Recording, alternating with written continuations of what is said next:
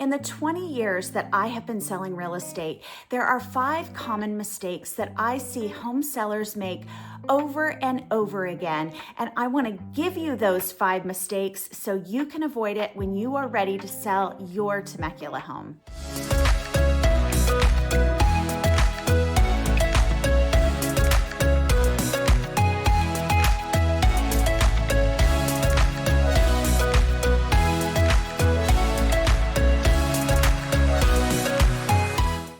Thanks for tuning into my video today where I am talking about the 5 common mistakes that I see home sellers make over and over again, and I want you to avoid those mistakes. I'm 𝐂𝐎𝐍𝐍𝐄𝐓 with the Cutka team at Big Block LPT Realty right here in the Temecula Valley. 20-year veteran selling real estate, working with home sellers and home buyers. So I know a thing or two about mistakes that I see home sellers make that I can help you correct when you are ready to sell your home. So let me get right to it. The number 1 mistake is probably very obvious to you, but I have to tell it because it happens over and over again, and that is overpricing your home for the market that you are selling your home in.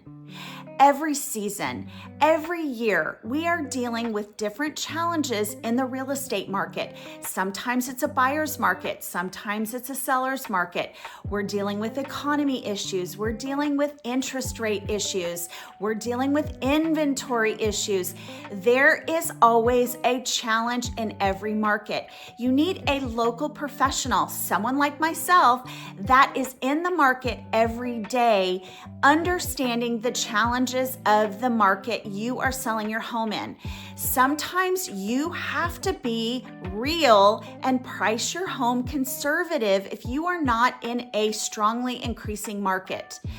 Everyone wants the best price for their home, but if you overprice your home, you are going to sit on the market longer than you want to. Trust me, you do not want to be on the market longer. It's a frustrating time.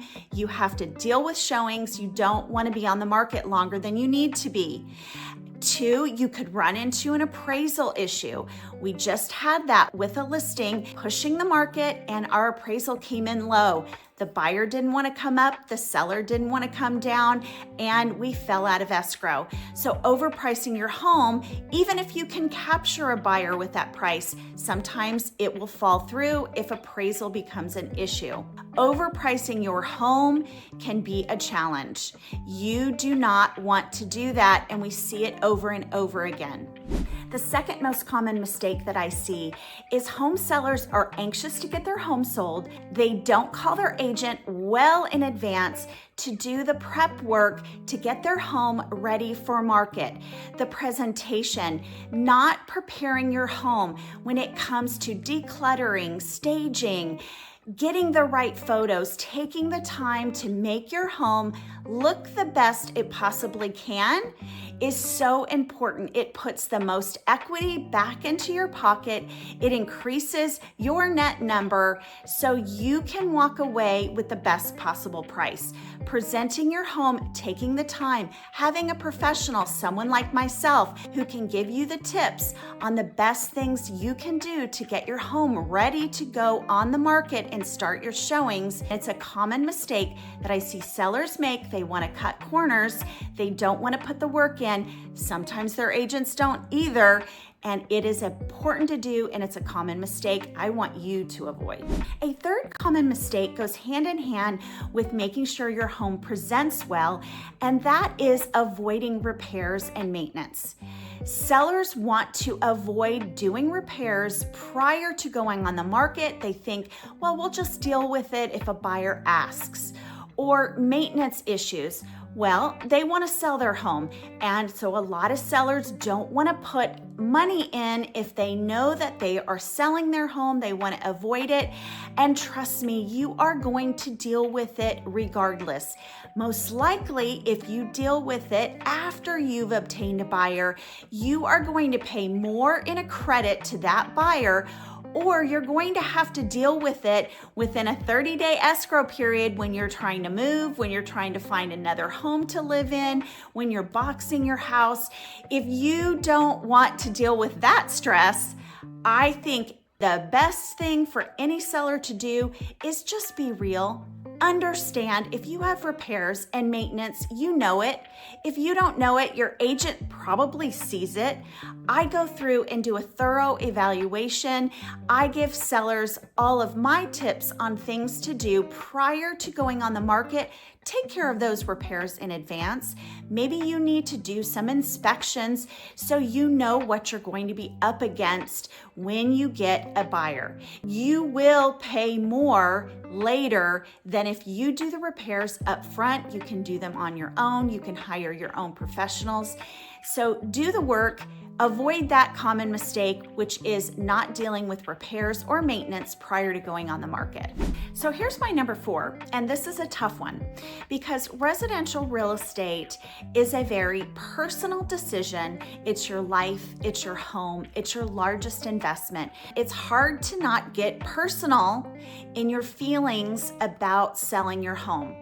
But when you take that personal hat off and you put on the business hat, you will make better choices, better financial choices, and really hear and absorb the information better and not feel so emotional about your decision and about the process. The process can be very emotional, but if you keep focused, keep your business hat on, and you look at it as a business transaction, your net number will be better, your stress level will come down, and these are mistakes that we see a lot of sellers make.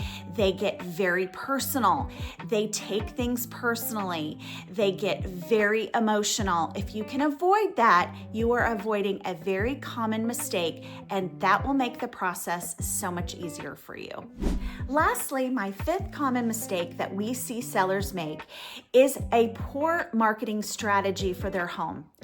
You need to work with a professional that does professional photography, drone photography, a 360 tour. If you really keep in mind that a buyer is going to see your home online before they step foot through the door, you need to vet your agents that you are considering working with to make sure that they have access and they have plans for all the best marketing strategies. You need a social media strategy. You need an open house strategy. You need an agent-to-agent marketing strategy. You need an email strategy. You need the best photos. You need the best features of your home to be highlighted.